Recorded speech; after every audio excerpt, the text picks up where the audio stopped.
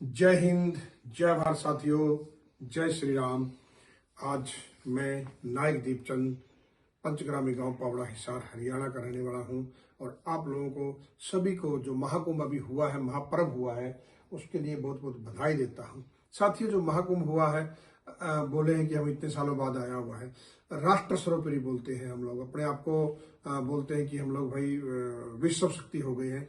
तो ये दिखावे करने की क्या जरूरत है? आज हम विदेशी ताकतों से आज भी हम बहुत पीछे हैं। मतलब ये जो करप्शन हमारे रग रग में भर चुका है, आपको हर जगह देख लीजिए आप। आज ही लगा लीजिए, हम लोग सरकार को दोषी मानते रहते हैं कि ये सफाई होनी चाहिए, गंगा की सफाई नहीं हुई, यमुना की सफाई नहीं हुई। हमारे नेता एक दूसरे को दोष देते रहते हैं, मगर नेताओं की गलती नहीं है, हमारी खुद की गलती है। हमारा जो हम लोग बोलते हैं कि नेशन फर्स्ट, प्रथम देश होना चाहिए। क्या कुंभ मेले में ये चीज देखने को मिली? कितना कूड़ा कचरा हम लोग उधर करके आए हैं, जैसे वो हमारा देश नहीं है। हम विदेशों की बात करते हैं, कभी आप विदेशों में जाके देखना, वो राष्ट्र सर्वप्रथम रखते हैं। वो बोलते हैं कि मेरा देश के अंदर कोई कचरा ना हो। और हम लोग क्या है, इस देश को अपना समझते नहीं, खाली बोलने के लिए जय श्री राम बोलते हैं, वरना आप देखो कितनी गंदगी फैला के जाते हैं। आज भी अगर आप कुंभ के अंदर देखोगे, इतना अंबार मिलेगा आप लोगों ने कूड़े कचरे का। हम बोलते हैं ये उनकी ड्यूटी है, ये योगी जी की ड्यूटी है या यूपी सरकार की ड्यूटी। ऐसा नहीं होता है, वो भी हमारे भारतवर्ष के अंदर ही है। तो मैं आने वाले टाइम में, जैसे अभी गंगा यमुना के ऊपर बात चलती है, उसके सबसे ज्यादा दोषी हमारी जनता है। जनता को समझना पड़ेगा, जब तक आप देश से प्यार नहीं करोगे तब तक कुछ भी नहीं हो सकता, चाहे कितने बड़े कुंभ भी आ जाए। तो हम लोग गंगा को पवित्र तभी कर सकते हैं जब हर आदमी उस गंगा को माँ की तरह देखेगा। नहीं, अभी हम फूल आ गए, कूड़ा कचरा आ गया, घर की दिया बत्ती की सामग्री आ गई, कुछ भी हो सब गंगा में, डेड बॉडी गंगा में, कपड़े गंगा में, हर चीज गंगा में बहा रहे हैं। तो कहाँ से गंगा शुद्ध होगी भैया? फिर हम लोग सरकारों को बोलते हैं कि सरकार ने ये नहीं किया, वो नहीं किया। अपने अंदरूनी हृदय में जागिए साथियों। जो गंगा हमारी पहले पवित्र थी, आज वो गाना गलत नहीं बनाया था कि राम तेरी गंगा मैली हो गई, पापियों के पाप धोते धोते। तो आप लोगों को गंगा नहाने की जरूरत भी नहीं है। सबसे तो नहाना ये कि अपना राष्ट्र सर्वोपरि है और उस राष्ट्र का सर्वोपरि में हम लोग साथ दे सकते हैं साफ सफाई के माध्यम से। आज देखिए आप, हम विदेशों की बात करते हैं, वहां पर कल्चर में देखिए आप, युवाओं को देखिए। आज युवा हमारे क्या बनाना चाहते हैं? हम लोग नेता बनाना चाहते हैं। जातिवाद के ऊपर सबसे ज्यादा मीडिया का रोल है। मीडिया हमारी क्या दिखाती है? उन युवाओं को दिखाना चाहिए जो आगे बढ़ रहे हैं, जो कॉलेजों से बाहर निकल रहे हैं, उनके राष्ट्र के प्रति क्या योगदान होना चाहिए। आज हमारी मीडिया दिखाती है हिंदू मुस्लिम, हम लोगों ने टीका लगा लिया, इधर से जय श्री राम के नारे लगा रहे हैं। ऐसा नहीं होता। हमारे नेता लोग बन जाते हैं ये हृदय सम्राट, ये सम्राट बन जाते हैं। विदेशों में देखिए कोई सम्राट नहीं होता, एक ही चीज का सम्राट है, वो राष्ट्र सर्वोपरि। और हमारे यहाँ पार्टीबाजी इतनी हो चुकी है, धर्म का नाम से इतना हमारे अंदर भेदभाव पैदा कर दिया है कि हम मारने मिटने को भी तैयार हो जाते हैं। क्या यही हमारा संस्कार है? यही हमारा देश का बंटवारा हो रहा है? सबसे ज्यादा योगदान, मैंने बार बार बोलता हूं, इसमें सबसे ज्यादा योग मीडिया का है।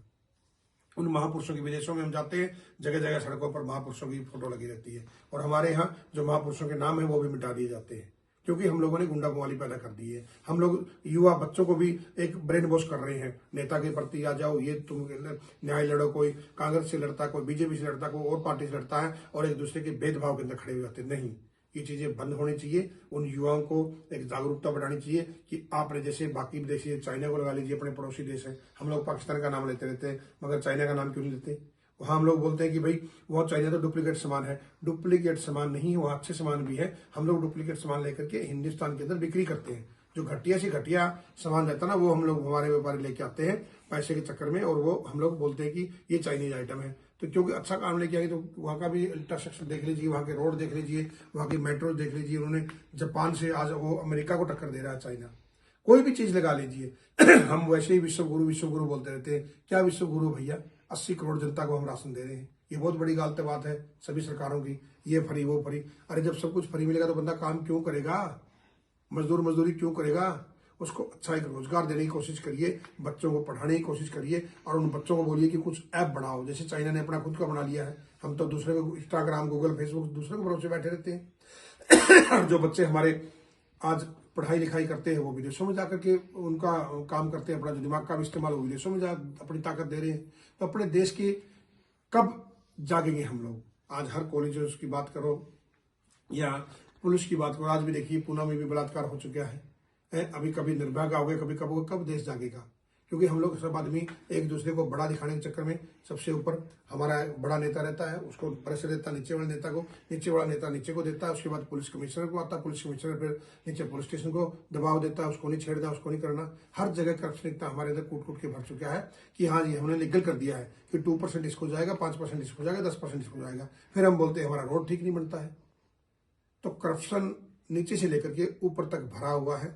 हम लोग खुद अपने देश को लूट रहे हैं, ये कड़वी सच्चाई है। जितना आप जान लो उतना जल्दी हम समझ आएंगे। और हर भारतवासियों को अभी कल महाशिवरात्रि थी, संकल्प लेना है कि नासिक में अगला कुंभ होना है तो हम संकल्प लें कि नासिक के अंदर कोई भी गंदगी नहीं फैलाएगा। जो भी एक ऑर्डर दिया जाए, एक SOP बनाई जाए कि आने वाले कुंभ के अंदर हम लोग जो भी श्रद्धालु आएगा वो साफ सफाई रखेगा ना। अभी आप अगर पीछे की तस्वीर देखोगे तो ऐसा बुरा हाल करके रखा हुआ है कि पूछो मत, जैसे अपना देश नहीं है, हम लोग इतनी गंदगी फैलाते हैं अपने देश में।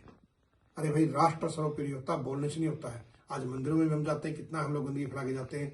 धर्म के नाम पर हम लोगों ने बुरा हाल करके रखा हुआ अपने वैसे ही हम बोलते थे वसुदेव कुटुंबकम, हम सनातनी है। बोलने से कुछ नहीं होगा। मेरी बातें बहुत आदमी को बुरी भी लगेगी, मगर कभी विचार करना कि क्या हम लोग इस राष्ट्र के ऊपर गंदगी फैलाने के लिए पैदा हुए हैं? हमें राष्ट्र से प्रेम नहीं है? हम विदेशों की बात करते हैं। यहाँ हर आदमी, मैं बोलता हूँ कि हम पुलिस वालों को बहुत गाली देते हैं कि जी करप्शन करते हैं। हम गलत काम ना करें तो पुलिस वाले क्या करेंगे? और पुलिस वालों को भी दोस्त बन के रहना चाहिए, क्योंकि उनके ऊपर भी प्रेशर आता है कि भैया तुम इधर आओ, इधर राउंड मारो, इधर नाकाबंदी करो।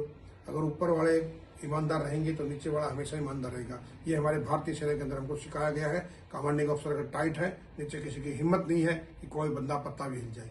इसलिए भारतीय सेना मजबूत है। और ये जो नेता लोग बड़े बड़े दावे करते हैं कि हम चाइना को टक्कर दे देंगे या फिर अपना इसको दे देंगे टक्कर, पाकिस्तान को टक्कर दे देंगे, किसके बलबूते पर टक्कर देंगे? भारतीय सेना की बदौलत टक्कर देंगे।